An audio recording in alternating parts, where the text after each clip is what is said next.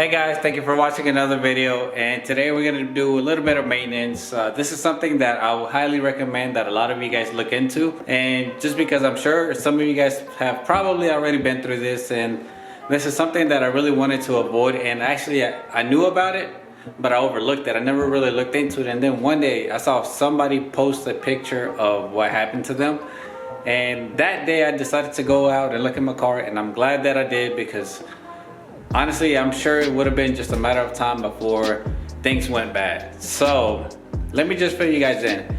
And this is something that's common. I know it was common with the N54 because when I had my old E90, I had looked into the issue. I knew it was a common issue of these hoses cracking. And it turns out that it's the same issue with the F30s and the N55s. I'm not sure if it falls into the 4 cylinders, but as far as I know, I don't think that's the case. So this is mostly N54 and N55. And let me just show you guys what I'm talking about. All right guys, you guys ready to see the beast? Okay, so if you guys see, oh, it's leaking water. All right, so if you guys see, these hoses tend to break. But they don't really break from this side. They typically break from this end right here. And let me see if I can show you guys.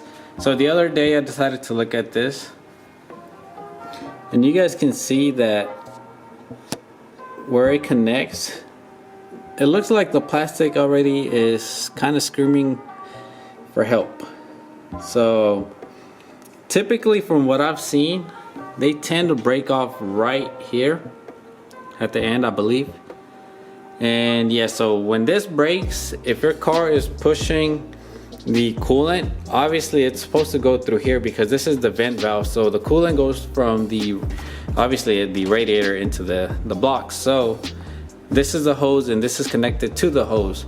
If you have this line broken, obviously the coolant is gonna flow from out here and get all over your engine bay. And you guys really don't want that, because once you get coolant into your serpentine belt, then, ooh, got a leaf in here. So once you get coolant on your belt, a lot of people recommend that you actually end up replacing it, because then that could cause the belt to slip. So it shouldn't be a bad fix. I believe you just stick a screwdriver, pop out the pin, pop that pin out, and the car is cold, so there shouldn't be any fluid leaking. I can't promise you this because I've never actually done it, so we're just doing it together. And if we make a mess, hopefully not. Hopefully I got stuff to clean it with. But yeah guys, let me go ahead and look for a screwdriver. And here's the actual replacement. I ended up getting this from FCP Euro. It's a OEM part. Forgot how much I paid. I think it was like a little bit over $40, I think. Or 30. I'm not sure, but FCP Euro has it. And obviously you guys know that it's lifetime warranty, so if you guys start noticing that it's starting to look kind of worn out, or if you just want to replace it within, after let's say 30,000 miles, you can do that. You can just order a new one, send the old one back, and they'll refund you the money.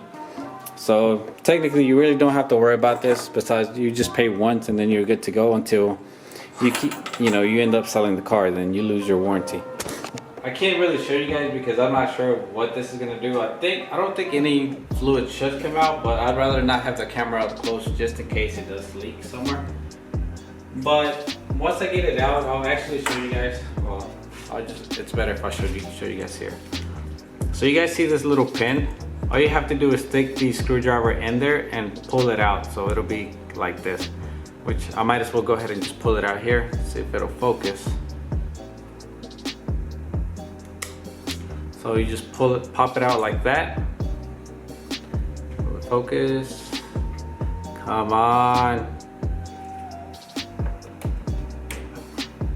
Stick that out, we'll pop that out.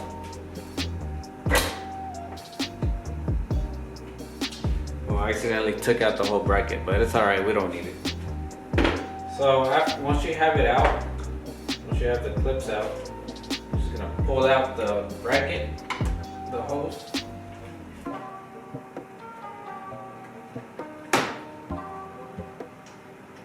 Alright, so it took a little force to get it out.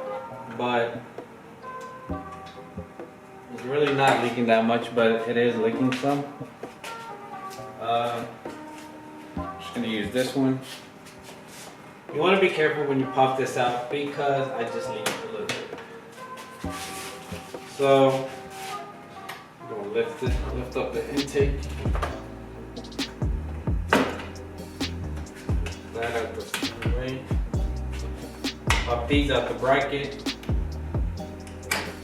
and off it goes. Probably do this every 40 to 50,000 miles. My car has 80,000 and I don't think it's ever been replaced, so I could be wrong, but like I said, I'd rather just play it safe than sorry because I didn't buy the car new. So this is something that you guys might want to consider. And if you're interested in the part, I'll link it down below in the description. That way you guys can just go ahead and order it and replace it yourselves. Just whenever you do it, make sure that the car is cold because you don't want any fluid to actually come out. Alright, so we got the clips out and all we gotta do is just go ahead and reinstall it. So I'm just gonna slide it in through here first. And then just go ahead and we'll stick this one in first, right by the hose.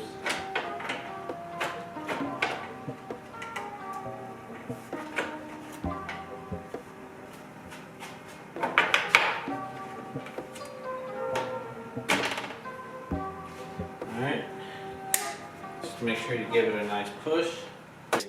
That's done. Like I mentioned, you just want to put the hose back into the little brackets that you have here. That way so that it doesn't really move anywhere. And that's in there in place. And we are good to go. It didn't really leak any fluid. The only fluid that it leaked was inside the hose. I guess it was like a little bit left somewhere in there. And if you want to avoid that, whenever you pop this one off, make sure you have, I guess, like a rag or something right underneath it. That way, so if it does drip something, it'll fall on the rag. The car did sit here overnight, so that's something that you might want to keep in mind. Do it when the car's cold. Do it in the morning. It'll probably take you like 5 minutes to do this, so it's not a bad job.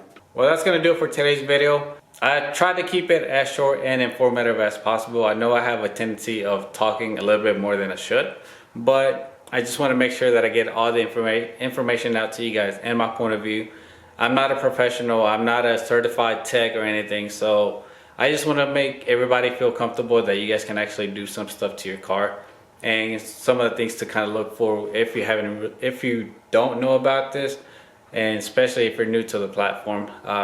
This is my first 335 that I've had, N55, so I'm fairly new to this. I had the N54, so I knew a little bit things, and obviously everything just had to be done by research. I didn't have anybody to show me along the way, tell me to look into this, look into that. It's just I sat down on the computer and did research for possibly hours on some of the things, so I'm just trying to make it easier for you guys.